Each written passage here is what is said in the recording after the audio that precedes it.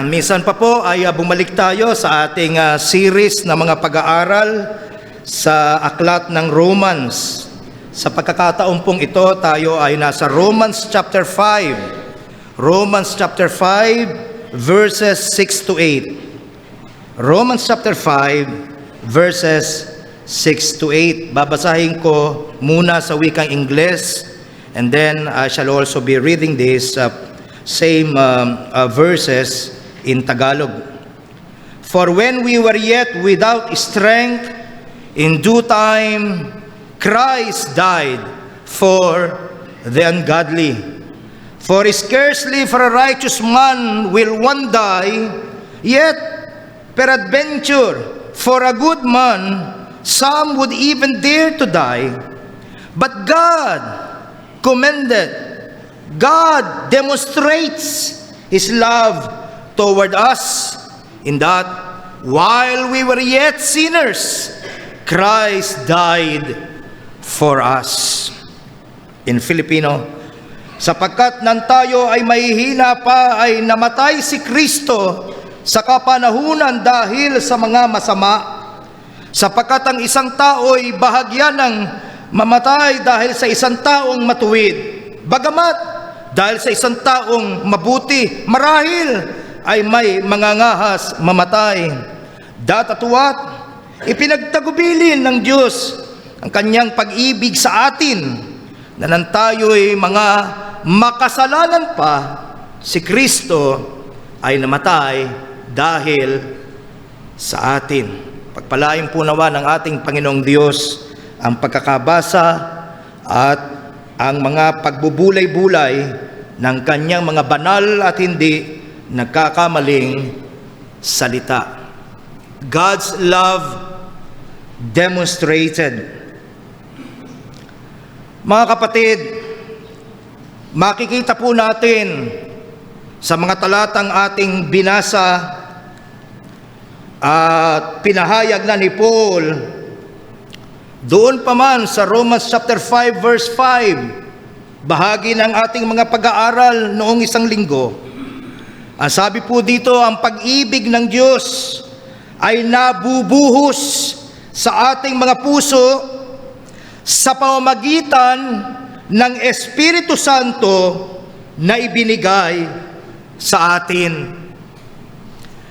Sa ganito pong paraan, nais tiyakin ng Diyos sa pamamagitan ng pagbubuhos niya ng kanyang pag-ibig sa kapangyarihan ng Espiritu Santo, nagagawa ng Diyos tiyakin, nagagawa ng Diyos papagtibayin sa ating mga kalooban ang pag-ibig niya. At kung magkagayon po, ano ang goal? Kung magkagayon po, inaasahang magbubunga ito ng higit at higit pang determinasyon sa panig naman natin na tayo ay magpapatuloy. Mga kapatid, kung nalalaman po natin, kung malinaw po sa atin, kung kumbinsido tayo, kung gaano tayo minamahal ng ating Panginoong Diyos, hindi po ba't inaasahan ng mapapatatag nito at mapatitibay tayo? Yun po ang layunin. Subalit, hindi po sapat na matawag lamang ang ating pansin sa pag-ibig na ito ng Diyos. Nais din po ni Apostle Paul na ipaiunawang mainam sa atin kung bakit talagang dakila. Nais pa niyang palalimin, nais pa niyang i-elaborate, hindi siya nasisiyahan. Sobrang kasaganan at lalim ng pag-ibig ng Diyos, hindi siya nasisiyahan. Patuloy niyang nais na ilarawan sa atin. Dahil alam niya dito tayo huhugot ng lakas, dito tayo huhugot ng tatag. Kaya hindi po siya agad nasisiyahan. Muli, nais ni Apostle Paul na ipaunawang mainam pa sa atin kung bakit talagang dakila at kung bakit talagang masagana ang pag-ibig na ito ng Diyos. Ang ginagawa po dito ni Paul ay walang iniwan sa diwa ng panalangin niya. Sa Ephesians chapter 3, binasa natin kanina during our scripture reading. Bayaan yung minsan pa, ibalikan ko. Ephesians chapter 3, beginning verse 16. Idinadalangin kong sa pamamagitan ng kanyang espiritu ay palakasin niya ang inyong buhay espiritual ayon sa kanyang kayamanan at kadakilaan. Yan ang panalangin ni Paul. Yan ang main concern ni Paul for the Ephesian believers. Verse 17, Nawa manatili si Kristo sa inyong mga puso sa pamamagitan ng inyong pananalig.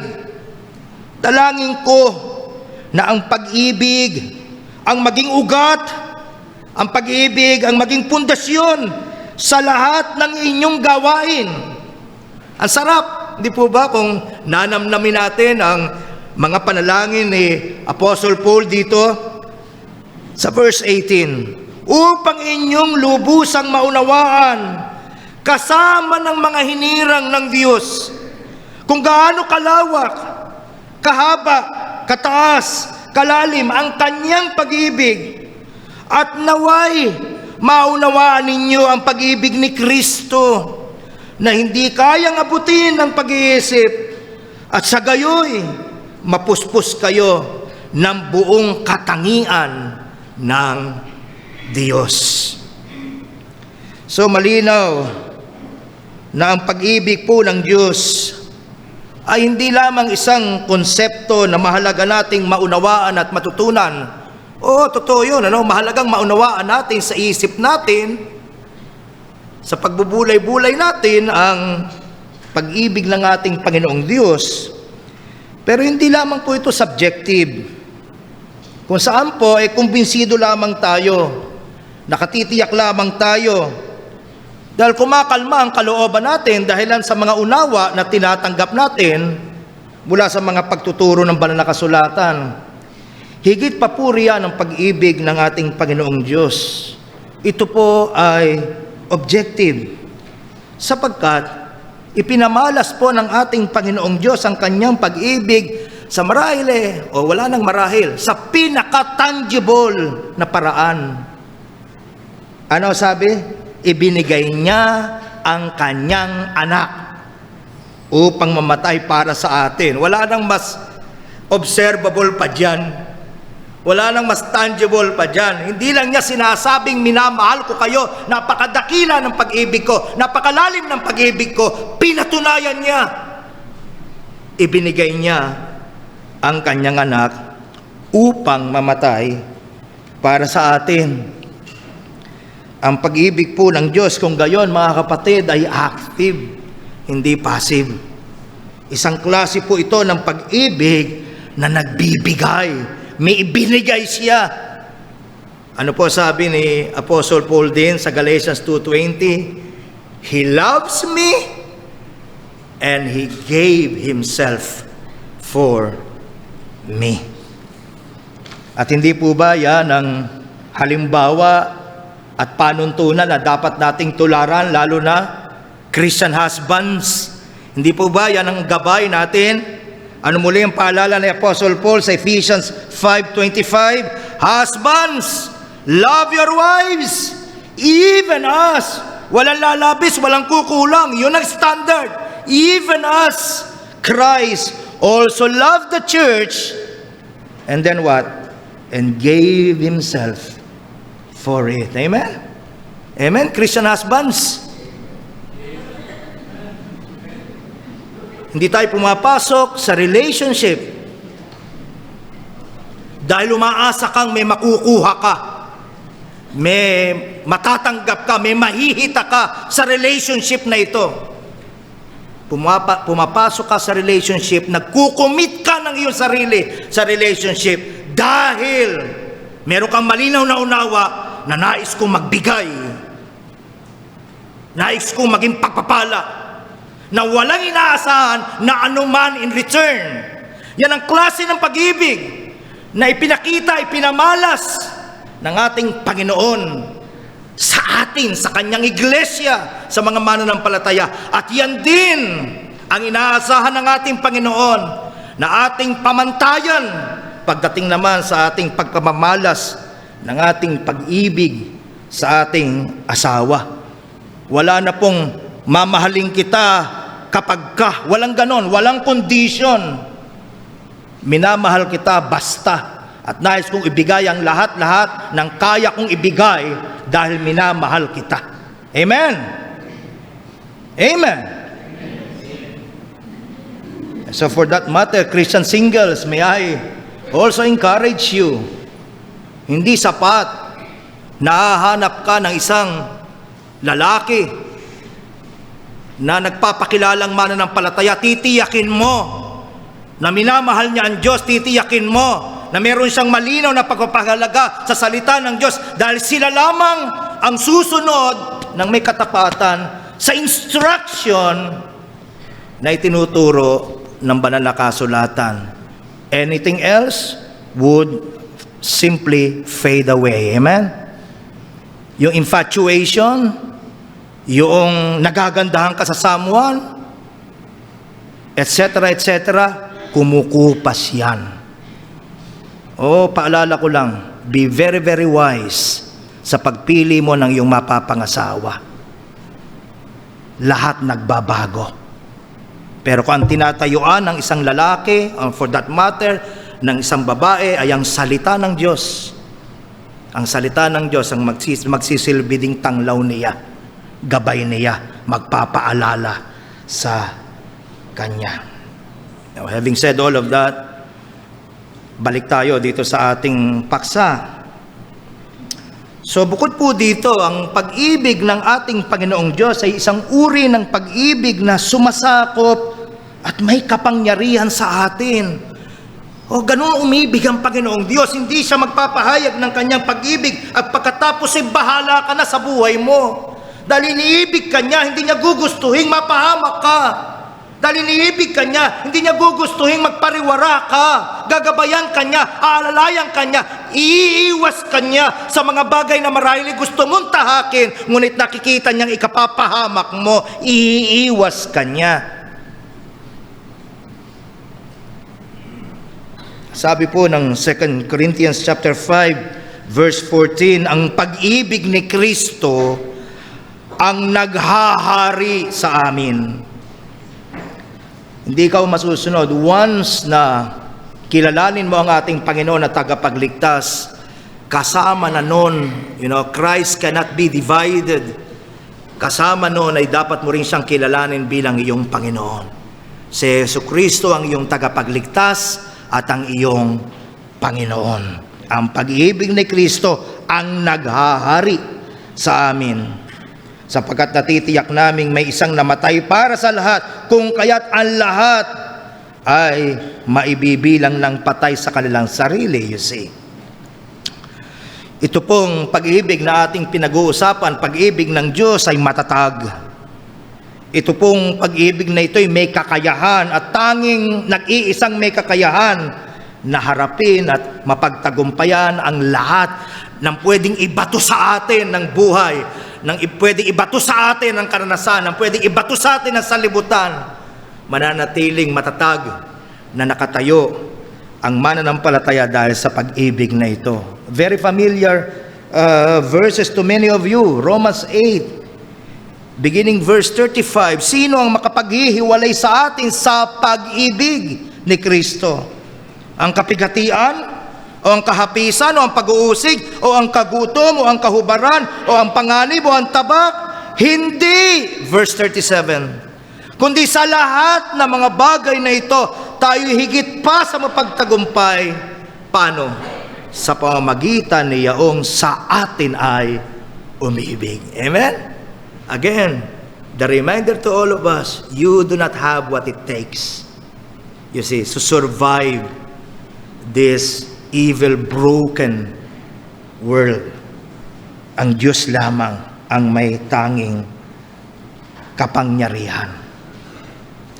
Pero bakit nga ba sinasabi na lubhang dakila at walang kaparis ang pag-ibig ng Diyos. Well, balikan natin yung ating text, verse 6 of Romans 5. Sapagkat nan tayo ay mahihina pa. Nandun po yung diin. Nung tayo ay mahihina pa, namatay si Kristo sa kapanahunan dahil sa mga masama. Ang pagbibigay po ni Paul ng pansin sa ating kahinaan ay paraan po niya upang i-highlight ang katotohanan na nang mamatay po ang ating Panginoon Kristo para sa atin, wala pa po tayong hakbang na ginagawa palapit sa Kanya. Nung tayo'y mahihina pa, klaro yon. Yun yung panahon na siya ay namatay para sa atin. Yung pong kahinaan na tinutukoy dito ni Paul ay hindi pisikal na kahinaan. Ito po ay spiritual. Ano po sabi ng Romans chapter 8 verses 3 and 4? Mahihinuhan natin na gayon ang diin, hindi lamang doon sa context ng Romans 5, makasalanan pa, kaaway pa ng Diyos, masama, etc., etc. Hindi lamang yon, no? Klaro na hindi pisikal ang pinag-uusapan. Ang pinag-uusapan ay yung pagiging makasalanan natin, yung pagiging kaaway natin ng Diyos. Yun ang pinag-uusapan. But then again, maging ang mga mas malayong konteksto ay nagbibigay din ng gayong diwa. Halimbawa nga ay dito sa Romans 8 verses 3 and 4. Ginawa ng Diyos ang hindi kayang gawin ng kautusan dahil sa likas na kahinaan ng tao. Sinugo niya ang kanyang sariling anak sa anyo ng taong makasalanan upang pawiin ang kasalanan. Sa gayon, hinatulan na niya ang kasalanang umaalipin sa tao. So yun yung kahinaan na pinag-uusapan, hindi pisikal na kahinaan. Maaaring napakalakas mo pisikal, pero pagdating sa usaping espiritual, ikaw ay mahina, wala kang lakas.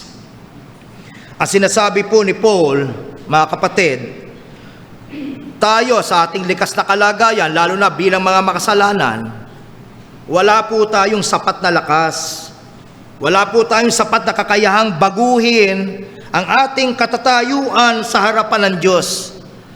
Tayo po ay mananatiling nasa ilalim ng poot, mananatiling nasa ilalim ng hatol ng Diyos, maliban na makialam siya, maliban na siya mismo ang magtaka sa atin mula sa ganong miserable at nakatatakot na kalagayan. Imagine, nasa ilalim ng poot ng makapangyarihan sa lahat. And may I add, banal? Nasa ilalim ng poot ng banal, namumuhi sa kasalanan ng Diyos. Think about that. Wala tayong kakayahan o kalakasang tumakas dyan. Ang sabi nga po ng Romans 5 verse 9, lubha pa nga ngayong inaaring ganap sa pamamagitan ng kanyang dugo. Oh, I'm telling you, brethren. Pag sinasabi ng banal na kasulatang namatay siya, ang ibig sabihin nun, nagbubo siya na masaganang dugo, walang natira. Binubuo niyang lahat. Ang dalisan niyang dugo para sa atin. Huwag nating kalilimutan yun. Ano ang goal noon? Mga liligtas tayo sa galit ng Diyos. Paano? Sa pamamagitan lamang niya. Maliwanag po ba, mga kapatid? Kung inaakala natin na may ibang paraan pa para makatakas tayo sa poot ng Diyos, wala na. Kahit dito ka na tumira sa simbahan, wala yang kapangyarihan para itakas ka sa poot ng Diyos. Dito ka na tumanda, dito ka na magugat, wala yang kapangyarihang itakas ka sa poot ng Diyos. Magsumikap ka, halimbawa, maging bahagi ka ng lahat ng gawain ng simbahan, wala yang kapangyarihan itakas ka sa poot ng Diyos.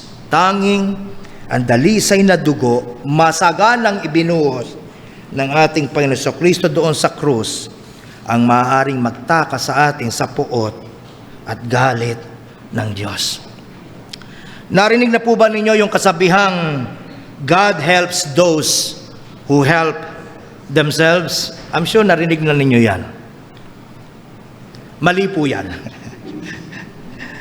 Hindi po yan tinuturo ng banal na kasulatan. Insofar as the Bible is concerned, klaro, ang totoo po, God helps only those who cannot help themselves. Amen? Muli, sinasagot natin ang tanong. Sabi ko sa inyo, hindi makontento si Paul na bigyan niya ng definition ng pag-ibig ng ating Panginoong Diyos. Gusto niya laliman. Nagte-take siya ng time para maintindihan natin ang lahat ng ito. So muli, bakit lubhang dakila? Bakit lubhang walang kaparis ang pag-ibig ng Diyos? Going back to Romans 5:6. Sapagkat nang tayo'y mahihina pa, na ipaliwanag na natin kanina, namatay si Kristo sa kapanahunan dahil sa mga, ano daw? Masama. Lubhang dakila ang pag-ibig ng ating Panginoong Diyos. Walang kapares dahil namatay siya para sa mga masama. Uulitin pa po yan muli ni Apostle Paul pagdating sa verse 8. Ang sabi niya, nang tayo'y mga makasalanan pa, si Kristo ay namatay dahil sa atin. So simply put, hindi namatay si Kristo para sa ating mga makasalanan dahilan sa nahihinuhan na niya na tayo'y babaling palapit sa Kanya. Hindi yon ang nakalagay. Hindi po siya namatay para sa atin dahil nakikinikinita na niya ang desire sa puso nating makipagkasundo sa Kanya. Hindi po. Maliwanag po na hindi tayo ang nag-take ng first initiative sa relationship na ito. Ano po sabi ng 5:10 ng Romans? Noong tayo'y mga ano raw? Kaaway ng Diyos. Pinapagkasundo tayo sa Diyos sa pamamagitan ng kamatayan ng Kanyang anak. Yun ang kalagayan natin. Nang ang ating Panginoon sa Kristo ay nagpamalas ng Kanyang pag-ibig sa atin. Tayo masama pa, tayo makasalanan pa, tayo'y kaaway pa.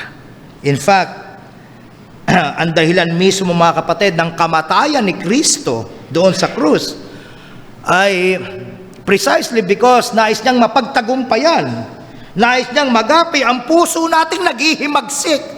Nagwawala ang puso natin. Hindi palapit sa Diyos Nagwawala, palayo. Ayaw ng tao sa Diyos. Kinakailangan muna siyang hanapin ng Diyos bago siya matagpuan. Oh, my.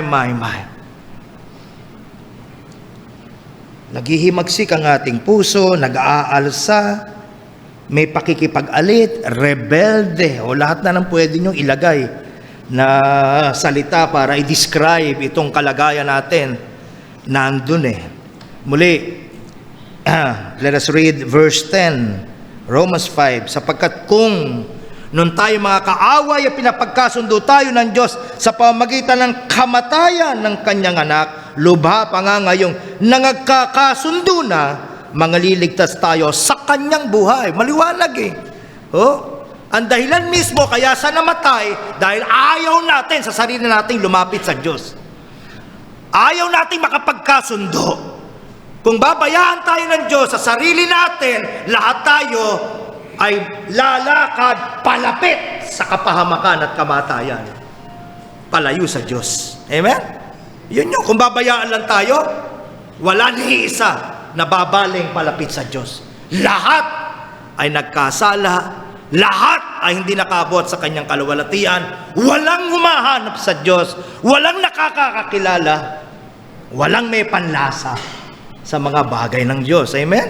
Dinescribe na lahat yan sa Romans chapter 3.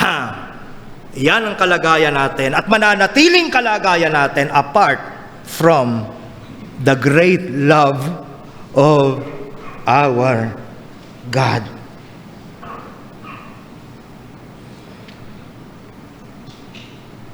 Now going back to Romans 5:6, sapagkat nang tayo ay mahihina pa, namatay si Kristo, eto naman yung pangatlong diin, sa kapanahunan dahil sa mga masama.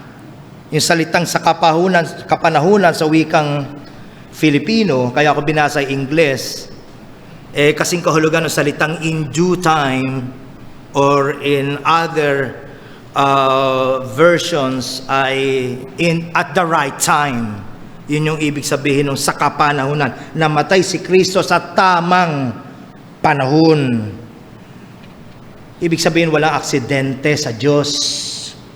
Walang nagkataon lamang sa Diyos. Gaya na rin po ng mababasa natin sa Galatians chapter 4.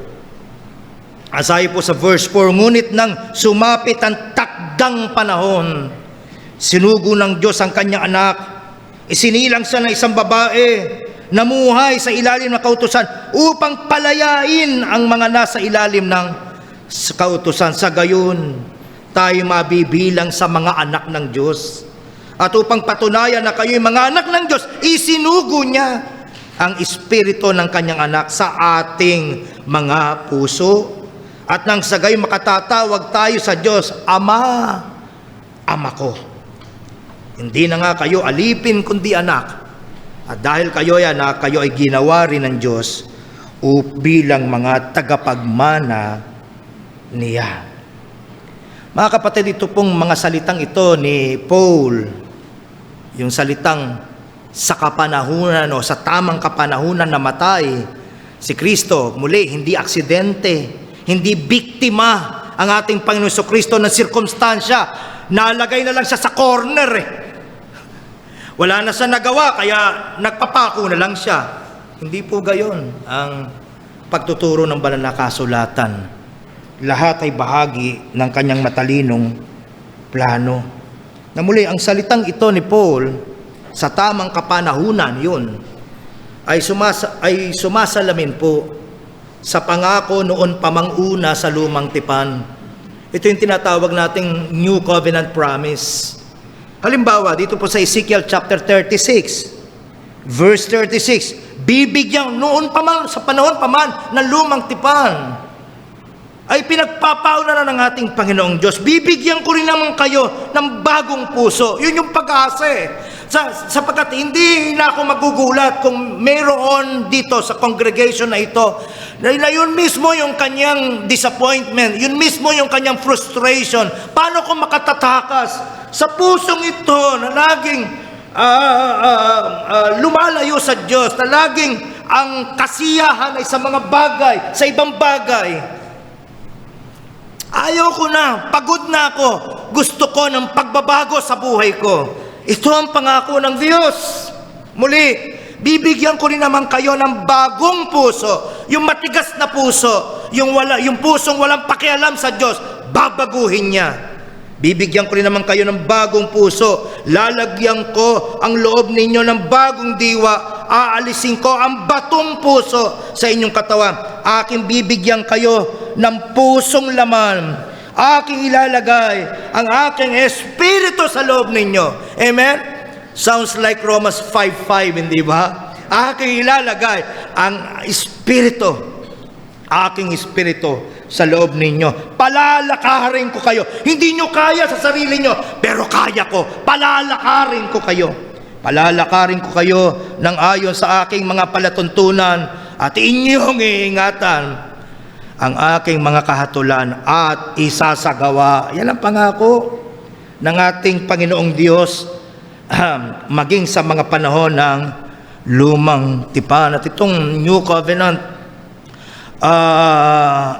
and may I add permanent promise na ito ng ating Panginoon ay ipinapangako ng Diyos hindi lamang dito sa Ezekiel, Mababasa rin natin siya halimbawa sa Jeremiah 31 beginning verse 33. Aking itatala ang aking kautusan sa kanilang kalooban, aking isusulat sa kanilang puso.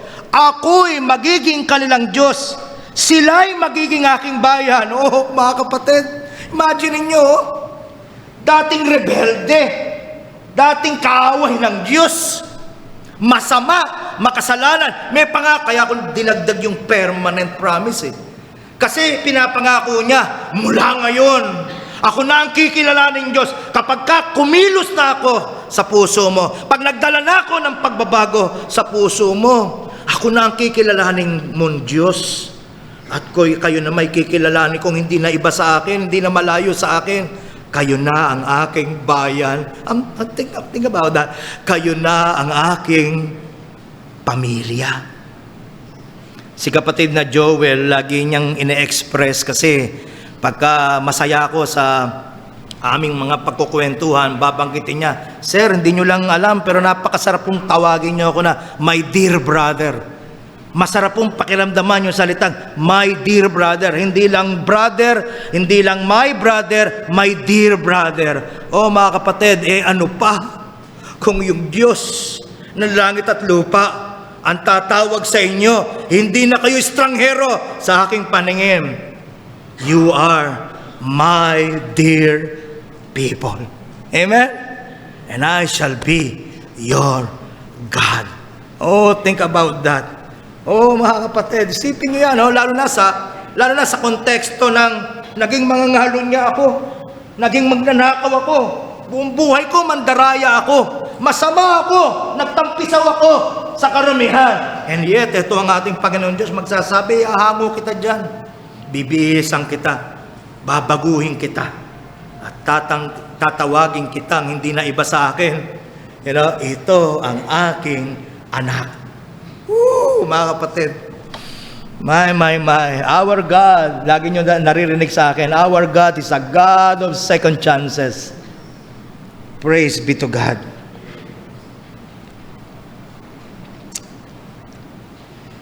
Sa verse 34 of Jeremiah 31, hindi na magtuturo bawat isa sa kanila ng kanyang kapwa, bawat tao sa kanyang kapatid, na magsasabi yung kikilalanin ng Panginoon, sapagkat makikilala nilang lahat ako mula sa kaliit-liitan sa kanila hanggang sa kadakidakilaan sa kanila. Itong new covenant people of God ay ay nilikha ng Diyos ng matinding kagustuhan na makilala siya. Walang hihilahin papunta sa simbahan, walang pipilitin. Mula raw sa kaliit-liitan hanggang sa kadakidakilaan, iisa lang ang diwa. Oh, I want to know you more. Deep within my soul, I want to know you. Oh, I want to know you.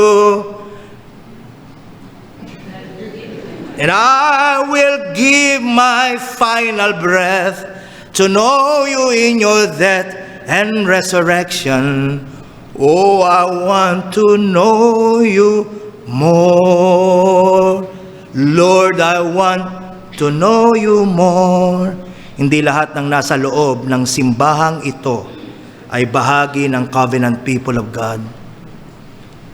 Sapagkat ang bawat bahagi ng tunay na tipan ng Diyos, ang tunay na bayan ng Diyos, ay nagtataglay ng ganitong katangian.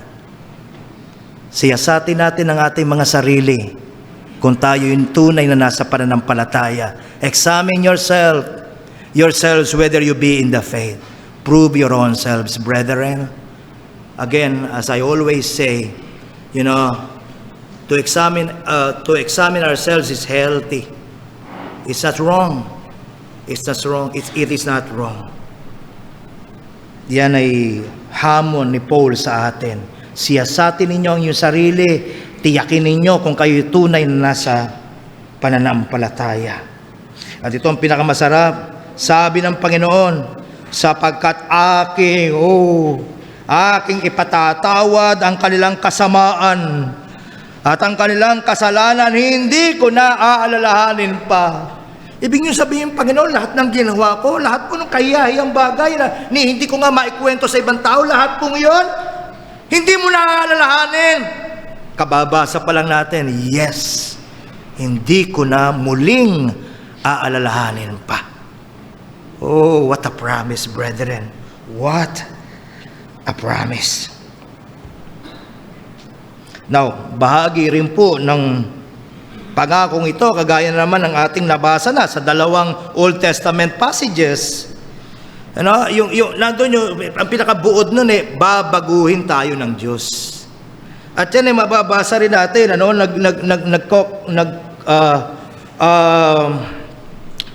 nagtutugma, nagko-complement ang Old Testament scriptures sa Old Testament passages and scriptures, you see. Halimbawa dito sa 2 Corinthians chapter 3 beginning verse 12, at dahil sa pag-asa naming ito, malakas ang aming loob na ipahayag ang salita ng Diyos. Hindi kami tulad ni Moses na nagtakip ng mukha para hindi makita ang Israelita, ng mga Israelita ang liwanag sa kanyang mukha na unti-unting nawawala. Verse 14, ang totoo, hindi naiintindihan ng mga Israelita ang kahulugan nito noon dahil may nakatakip sa kanilang isipan. Binabasa nila scripture, hindi nila nauunawaan. Ang lahat ng mga pointers to the Messiah, the coming Messiah, handyan, nagdudumilat. Hindi nila na-appreciate. Pero tayo, inalis ng Diyos, yung tagabulag sa ating mata at naintindihan natin, siya ang kordero ng Diyos na tanging nag-aalis ng kasalanan ng salibutan. Siya ang altar. You see, siya ang aming sabat. Siya lang ang aming kapahingan. Hindi pala outward ang relihiyong ito. Ang pananampalataya ito, ang pagkakilalang ito, may gagawin pala ang Diyos sa loob namin. At para paikliin itong mga talatang ito, bayaan yung basahin ko ang sa dulong bahagi ng verse 18. At ang kapangyarihang ito'y mula sa Panginoon, siyang banal na Espiritu, ang siyang unti-unting bumabago sa atin hanggang tayo'y maging katulad niya. Praise God. Hindi tayo mananatiling kagaya ng dati. Unti-unti niya tayong binabago. Huwag ka mainip. Unti-unti niya tayong binabago. Oo, mabubuwal siya maraming beses, pero itatayo at itatayo siya ng Panginoon. Amen? Palagay ko, sa simpleng salita, yan ay tinatawag natin progressive sanctification. You see, hindi pa tapos ang Diyos sa iyo. At maintindihan mo rin yan sa kapwa mo kapatid. Huwag tayo mainip. Mas naiinip pa tayo sa kapatid natin. Ano ba yan? Tisod na tisod ako. Sa kapatid. Discouraged na discouraged ako. Okay sana worship ko kung hindi ko nakita yung kapatid sino naman nagsabi sa yung titignan mo yung iba? Looking unto Jesus, the author and the finisher of our faith. Kanino ka titingin? Kay Kristo. So ito po ang dahilan kung bakit nasasabi natin hindi tayo bibiguin ng pag-asang taglay natin. Amen? Romans 5:5. Ito yung pag-asang hindi bumibigo. Bakit? Dahil nakasalig po ito sa mga pangako ng isang Diyos na hindi nagsisinungaling. Malinaw po yan, mga kapatid. Malinaw po yan kay Kristo. Malinaw kay Kristo na ito'y bahagi ng redemptive plan niya sa tamang panahon. Nabanggit ko na kanina, hindi na sorpresa ang ating Panginoon Kristo. Dapat sana propeta lang ako. Dapat sana dakilang tagapagturo lang ako. Bakit kailangan kong mamatay? Walang gayon. You see, hindi gayon. Bakit? Sa simula't simula pa, alam ni Kristo ang dahilan bakit kinakailangan niyang magkatawang tao.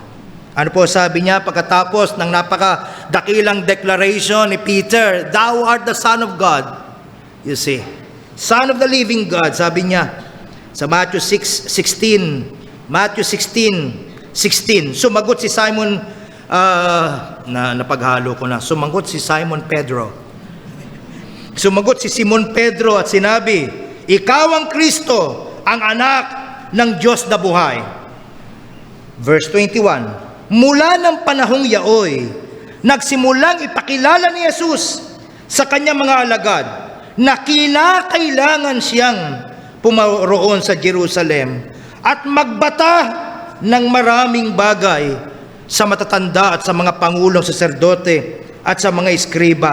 At siya'y patayin, kinakailangang siya'y patayin at muling ibangon sa ikatlong araw. Surpresa ba kay Kristo? No. Nalalaman niya kung bakit siya nagkatawang tao. Dito po sa verse 8, nililinaw ni Paul na ang kamatayan na Kristo ay isang demonstration. Demonstration po ito ng pag-ibig ng Diyos sa mga mananampalataya, di ba? God commends sa verse 8, but God sounds like Ephesians 2, di ba?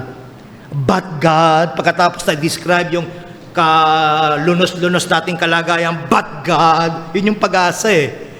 Yung but God. O dito rin, you see, but God commends, God demonstrates.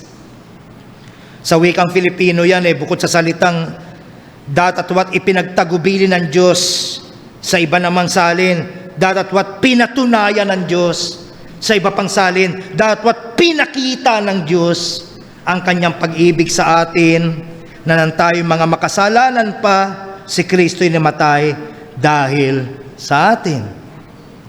Unique po ang pag-ibig na ito. Bakit? Sapagkat sabi ng verse 7 ng Romans 5, sapagkat ang isang tao'y bahagyan ng mamatay dahil sa isang taong matuwid, may I add, relatively good, probably. Bagamat dahil sa isang taong mabuti, yun nga, relatively good, marahil ay may mga has mamatay, parang handang ialay ng asawa mo yung kanyang bato, halimbawa kidney, para ka makasurvive.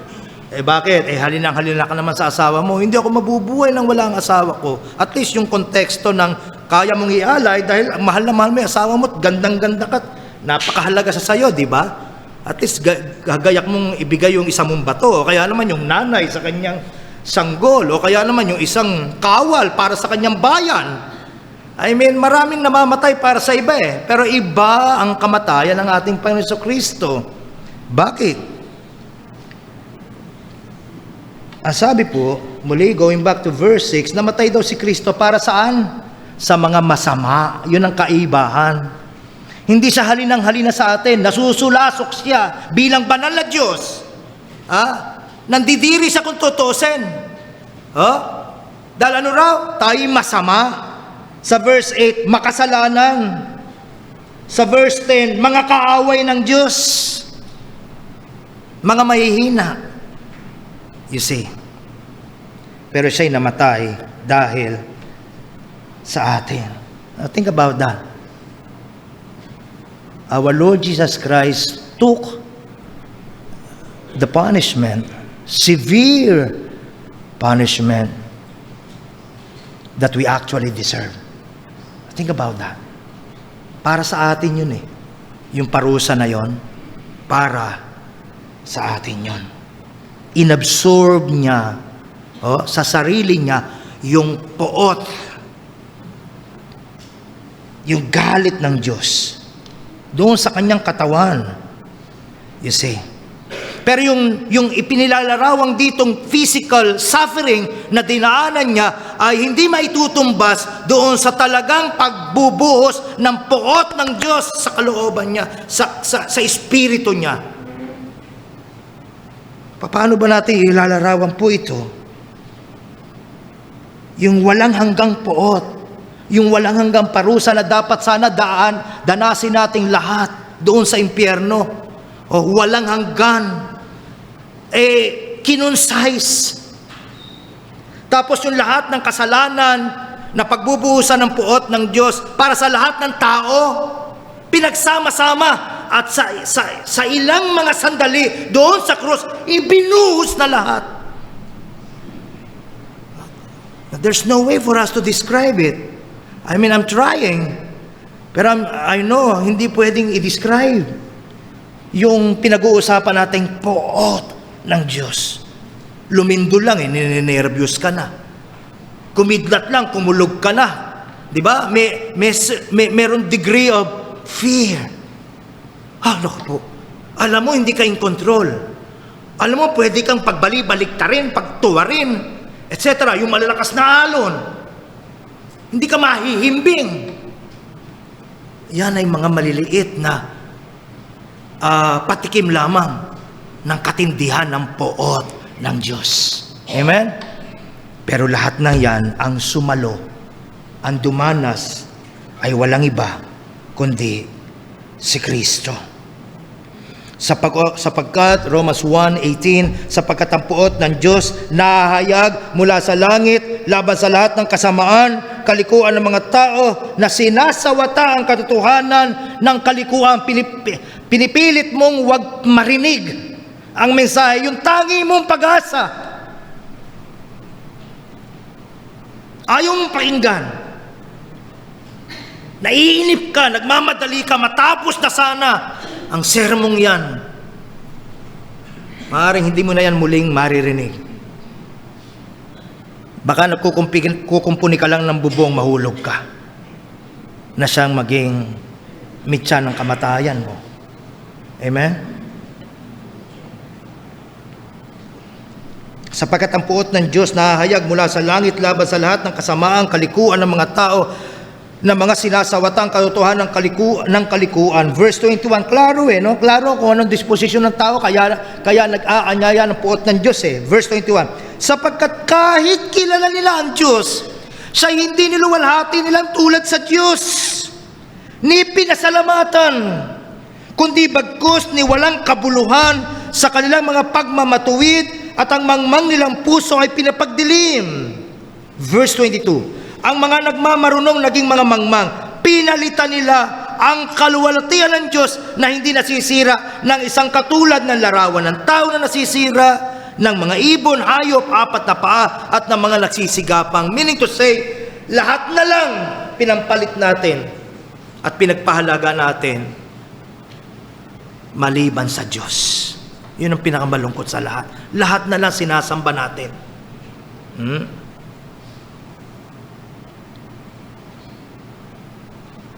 Kung ano man dahilan, di na mahalaga, basta't sinasamba kita. Yun na nga You see how irrational it is? Walang palipaliwanag, basta sinasamba kita. Ikaw ang buhay ko. Pag nawala ka, patay na ako. Wala nang dahilan, wala nang kahulugan ng buhay. My.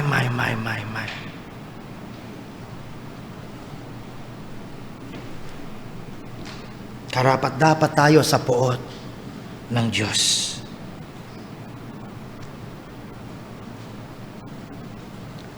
Pero bakit hindi binubuhos ito sa atin? Sa totoo lang, anong dagdag sa Diyos kung bibigay niya sa atin ng Lunes? Meron ba? May pakinabang ba ang Diyos? Kumpleto ang plano natin, marahil hanggang Christmas. Kumpleto. Lahat ng gagawin mo, nandyan. Lahat ng gusto mong mangyari, nandyan. Ano pakinabang sa Diyos? Sino ba nagbibigay sa atin ng buhay? In Him we live and move and have our whole being. From Him, through Him, to Him are all things. To whom be the glory. Nililinaw ng Romans 11.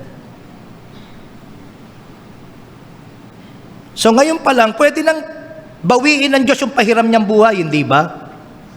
Mag-aapila ka, kanino?